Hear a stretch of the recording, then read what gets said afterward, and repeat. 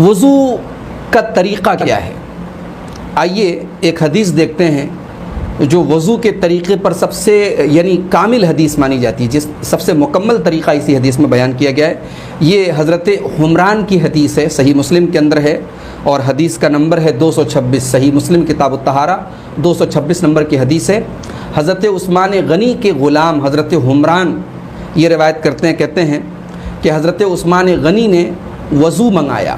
دیکھیے وضو جب ہم کہتے ہیں واو کے اوپر زبر کے ساتھ، تو وضو کے معنی عربی میں وضو کا پانی، اور واو پر جب ہم پیش بولتے ہیں وضو، تو وضو کا مطلب یہ جو ایکٹیویٹی ہے، یہ جو کام ہے جو ہم کرتے ہیں، اس کا نام وضو ہے۔ لیکن اردو میں عام طور سے ہم وضو استعمال کرتے ہیں واو کے زبر کے ساتھ، لیکن عربی میں آپ یاد رکھیں کہ جب ہم وضو کہتے ہیں واو کے پیش کے ساتھ، تو اس سے مراد یہ وضو یہ کام ہے، اور جب ہم وضو بولتے ہیں واو کے زبر کے ساتھ تو پانی کو بولتے ہیں، جس پانی سے ہم وضو کرتے ہیں۔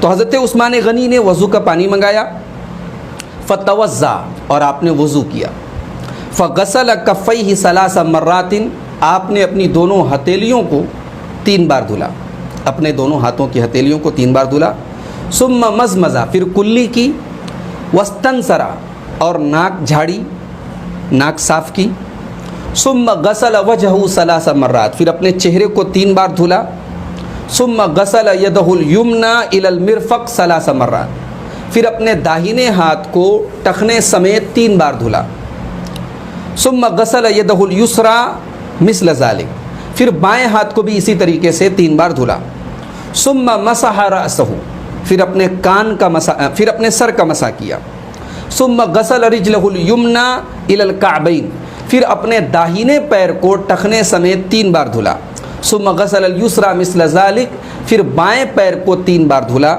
ثم قال، پھر کہا، رأیت رسول اللہ صلی اللہ علیہ وسلم توضأ نحو وضوئی ھذا، میں نے اللہ کے رسول صلی اللہ علیہ وسلم کو اسی طریقے سے وضو کرتے ہوئے دیکھا، اور اللہ کے رسول نے وضو کرنے کے بعد فرمایا، من توضأ نحو وضوئی ھذا، جو میرے اس وضو کی طرح وضو کرے، ثم قام، پھر کھڑا ہو کر کے، فرکع رکعتین، 2 رکعت نماز پڑھے، لا یحدث فیہما نفسہ، اور ان 2 رکعت نماز کے اندر اپنے آپ سے کوئی گفتگو نہ کرے، کوئی دنیاوی خیال اپنی نماز کے اندر نہ لائے، غفر لہ ما تقدم من ذنبہ، تو اس کے پچھلے تمام کے تمام گناہ معاف ہو جائیں گے۔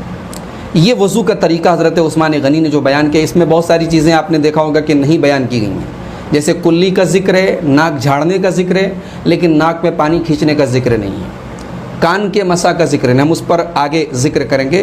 یہ حدیث جو ہے اس میں تمام چیزوں کا بیان نہیں ہے، لیکن مختلف حدیثوں کو ملا کر کے وضو کا طریقہ مکمل اللہ کے رسول صلی اللہ علیہ وسلم کا جو بیان کیا جاتا ہے، ان میں سب سے پرفیکٹ حدیث یہی ہے جس میں پورا وضو کا ایک طریقے سے 1-2 چیزوں کو چھوڑ کر کے پورا طریقہ بیان کیا گیا۔ اسی لیے اس حدیث کے ایک اہم راوی امام ابن شہاب زہری اس حدیث کے بارے میں کہتے ہیں، وَكَانَ عُلَمَاؤُنَا يَقُولُونَ، ہمارے علماء کہتے ہیں، هَذَا الْوُضُوءُ أَسْبَغُ مَا يَتَوَضَّأُ بِهِ أَحَدٌ لِلصَّلَاةِ، کہ یہ وضو جو حضرت عثمان غنی نے کیا ہے، یہ نماز کے لیے کیا جانے والا سب سے کمپلیٹ اور سب سے پرفیکٹ وضو ہے۔ محترم ناظرین، اس کے اندر جو ایک چیز نہیں بیان کی گئی، استنشاق، ناک میں پانی کھینچنا۔ جب ہم کلی کرتے ہیں تو کلی کے بعد ہمیں ناک میں پانی کھینچنا بھی اللہ کے رسول صلی اللہ علیہ وسلم سے ثابت ہے، آپ کی سنت ہے، بلکہ ضروری ہے، ناک میں پانی کھینچنا بھی یہ وضو کے اندر ضروری چیز ہے۔ اللہ کے پیارے نبی فرماتے ہیں کہ اذا توضأ احدکم فلیجعل فی انفہ ماء، جب تم میں سے کوئی وضو کرے تو اپنی ناک میں پانی کھینچے، ثم لیستنثر، اور پھر ناک کو صاف کرے، ناک کو جھاڑے۔ یہ ابو داؤد کی 140 نمبر کی اور سنن نسائی کی 66 نمبر کی 66 نمبر کی حدیث ہے۔ اچھا، اب حدیث میں کہا گیا کہ سر کا مسح کرے، یہ سر کا مسح کیسے کیا جائے؟ تو یاد رکھیں کہ سر کے مسح کا 2 طریقہ ہے۔ پہلا طریقہ حضرت عبداللہ ابن زید کہتے ہیں، اللہ کے نبی کے وضو کا طریقہ بیان کرتے ہوئے کہتے ہیں، ثم مسح رأسہ بیدیہ، پھر اللہ کے نبی صلی اللہ علیہ وسلم نے اپنے سر کا مسح کیا اپنے دونوں ہاتھوں سے، فأقبل بہما وأدبر، پہلے آپ آگے سے پیچھے لے گئے، پھر پیچھے سے آگے لے کر کے آئے، بدأ بمقدم رأسہ، آپ نے اپنے سر کے آگے کے حصے سے شروع کیا، حتی ذہب بہما الی قفاہ، یہاں تک کہ اپنی گدی تک، جہاں ہمارا سر ختم ہوتا ہے گدی تک اس کو لے کر کے گئے، ثم ردہما الی المکان الذی بدا منہ، اور پھر اس کو لوٹایا جہاں سے شروع کیا تھا. یعنی یہاں سے مان لیجیے میں آپ کو ٹوپی اتار کے دکھا دیتا ہوں. یہاں سے اللہ کے رسول صلی اللہ علیہ وسلم نے شروع کیا جہاں سے آپ کے سر کا بال شروع ہوتا ہے، اور پھر گدی تک آپ لے کر کے گئے، اور پھر وہاں سے آپ واپس لے کر کے آئے. ایک مسح کا طریقہ یہ ہے. اور دوسرا طریقہ جو ہے وہ حضرت ربیہ بنت معوذ بیان کرتی ہیں، کہتی ہیں، یہ ابو داؤد کی 128 نمبر کی حدیث ہے، کہتی ہیں کہ اللہ کے نبی صلی اللہ علیہ وسلم نے میرے پاس وضو کیا، میرے گھر میں وضو کیا، فمسح الرأس كله من قرن الشعر، آپ نے اپنے پورے سر کا مسح کیا، اور آپ نے جہاں سے سر کے بال شروع ہوتے ہیں وہاں سے آپ نے اسٹارٹ کیا، کل ناحیۃ لمنصب الشعر، اور پورے سر کے تمام کونوں کا آپ نے مسح کیا، اور بال جس سائیڈ میں جا رہا تھا، بال کی جو سائیڈ تھی اس سائیڈ آپ لے کر کے گئے. لا يحرك الشعر عن هيئته، آپ صلی اللہ علیہ وسلم نے اس طریقے سے مسح کیا کہ بال کی جو حیت تھی، بال کی جو سچویشن تھی وہ چینج نہیں ہوئی. یعنی اللہ کے رسول صلی اللہ علیہ وسلم کا آپ جانتے ہیں کہ اللہ کے رسول صلی اللہ علیہ وسلم کا بال تھوڑا لمبا بھی تھا، تو آپ صلی اللہ علیہ وسلم بال کی سمت میں اپنے ہاتھوں کو لے کر کے گئے، یعنی پھر واپس نہیں لے کر کے آئے. جن لوگوں کا بال لمبا ہوتا ہے اگر ان کا بال اس طریقے سے واپس لائے تو بال ان کے بگڑنے اور بکھرنے کا بھی خطرہ ہوتا ہے. تو اس سے معلوم ہوا کہ یہ بھی ایک مسح کا طریقہ ہے، اور اس طریقے سے بھی سر کا مسح کیا جا سکتا ہے. یہاں ایک بات یاد رکھیں کہ سر کے مسح کے ساتھ ساتھ کان کا مسح بھی ضروری ہے. اللہ کے پیارے نبی صلی اللہ علیہ وسلم نے فرمایا الاذنان من الراس، کان بھی سر میں سے ہے. یعنی جس طریقے سے قرآن میں اللہ تعالیٰ نے فرمایا سورہ مائدہ کی آیت نمبر 6 میں وضو کا طریقہ بیان کرتے ہوئے کہ وَامْسَحُوا بِرُؤُوسِكُمْ، اپنے سر کا مسح کرو. تو اللہ کے رسول صلی اللہ علیہ وسلم نے، ابن ماجہ کی یہ حدیث ہے، حدیث کا نمبر ہے 443 443، حدیث صحیح ہے. تو اللہ کے رسول فرما رہے کہ کان بھی سر میں داخل ہے، یعنی جس طریقے سے سر کا مسح کرنا ہے کان کا بھی مسح کرنا ہے. اب سوال یہ پیدا ہوتا ہے کہ کان کے مسح کا طریقہ کیا ہے؟ تو آئیے طریقہ دیکھتے ہیں. حضرت عبداللہ ابن عمرو بن عاص کہتے ہیں کہ ایک آدمی اللہ کے نبی صلی اللہ علیہ وسلم کے پاس آیا اور اس نے کہا کہ یا رسول اللہ کیف الطہور، وضو کا طریقہ کیا ہے؟ فدعا بماء فی اناء، تو اللہ کے نبی صلی اللہ علیہ وسلم نے ایک برتن میں پانی منگایا، اس کے بعد آپ نے پورا وضو کیا. اس میں حدیث میں یہ الفاظ بھی ہیں ثم مسح برأسہ، پھر اللہ کے رسول صلی اللہ علیہ وسلم نے اپنے سر کا مسح کیا. فادخل اصبعیہ السباحتین، اس کے بعد آپ نے اپنی جو سباحہ انگلی ہے، یا جس کو سبابہ بھی بولتے ہیں، یا ہم لوگ اپنی زبان میں شہادت کی انگلی بولتے ہیں، یہ جو انگوٹھے کے بغل والی ہے، اس کو اللہ کے رسول صلی اللہ علیہ وسلم نے اپنے کان کے اندر ڈالا.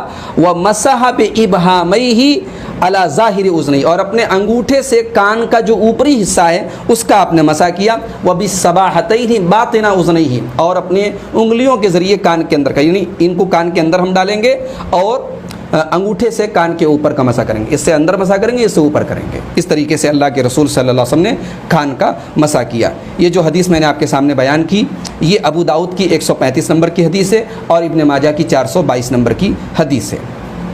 یہاں ایک بات یہ یاد رکھیں کہ وضو کے اندر کچھ چیزیں بہت ضروری ہیں جو اس کی صحت کے لیے شرط ہیں، اس کو بھی اپنے دماغ میں بٹھا کر کے رکھیں. اس میں سب سے پہلی چیز جو ہے وہ نیت ہے کہ وضو کرتے وقت آپ کی ایک نیت ہونی چاہیے کہ بھئی ہم نماز کے لیے وضو کرنے جا رہے ہیں. یہ نہ ہو کہ بھئی جیسے آدمی عام طور سے ہاتھ منہ دھوتا ہے بس ویسے آپ ہاتھ منہ دھو کے چلے آئے. نیت ہونی چاہیے، اور نیت دل کے ارادے کا نام ہے. زبان سے نیت کے الفاظ کہنے کی نہ تو کوئی ضرورت ہے نہ نبی صلی اللہ علیہ وسلم سے ثابت تھے، بلکہ ہمارے یہاں جو الفاظ بنائے گئے ہیں وہ بالکل من گڑت الفاظ ہیں. تو زبان سے نہیں، دل سے آپ ارادہ کریں، نیت کریں. نماز کے لیے آپ وضو کرنے جا رہے ہیں، وضو کی نیت کریں. اللہ کے رسول کی صحیح حدیث ہے، صحیح بخاری کی پہلی حدیث ہے، انما الاعمال بالنیات، تمام اعمال کا دار و مدار نیت پر ہے. دوسری چیز جو ضروری ہے نماز وضو کے لیے وہ ہے بسم اللہ. وضو کے شروع میں بسم اللہ کہنا بھی ضروری ہے. اللہ کے رسول صلی اللہ علیہ وسلم نے فرمایا لا صلاۃ لمن لا وضوء له ولا وضوء لمن لم یذکر اسم اللہ، اس کی نماز نہیں جس کا وضو نہیں، اور اس کا وضو نہیں جس نے اللہ کا نام نہیں لیا. یہ ابن ماجہ کی 399 نمبر کی صحیح حدیث ہے، ابو داؤد کی 101 نمبر کی حدیث ہے. تیسری چیز جو نماز کے اندر وضو کے اندر ضروری ہے وہ ہے الموالات، یعنی سیکوینس کا مطلب کہ تسلسل ہونا چاہیے. ایسا نہیں کہ آپ نے ابھی ہاتھ دھویا پھر 10 منٹ کے بعد آپ آ کے کلی کر رہے ہیں، پھر 5 منٹ کے بعد آپ آ کے ناک میں پانی ڈال رہے ہیں. یہ کام سب لگاتار ہونے چاہیے، تسلسل کے ساتھ ہونے چاہیے.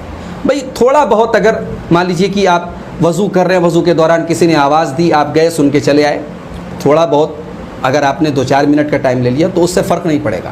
لیکن آپ اتنی دیر لگا دیں کہ یہ وضو کا جو تسلسل ہے وہ برقرار نہ رہے، یہ مناسب نہیں. یہ تسلسل بھی، یہ سیکوینس بھی وضو کے اندر ضروری ہے.